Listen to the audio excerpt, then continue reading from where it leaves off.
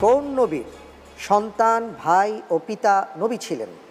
ক দাউদ আলাইহিস সালাম, খ সুলাইমান আলাইহিস সালাম, গ ইসহাক আলাইহিস সালাম, ঘ ইসমাইল আলাইহিস সালাম।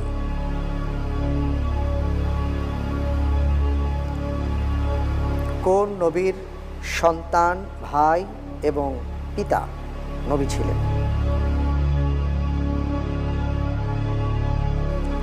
বেশি সময় নেওয়া যাবে না।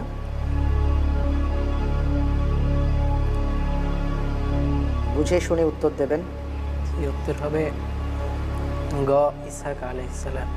ভেবেচিন্তে বলছেন? জি ইসহাক আলাইহিস সালাম। জি লক করে দেব? ঠিক তো, লা রাইবা ফিহি, কোনো সন্দেহ নেই। একটু সময় নিচ্ছি। সময় চাচ্ছেন?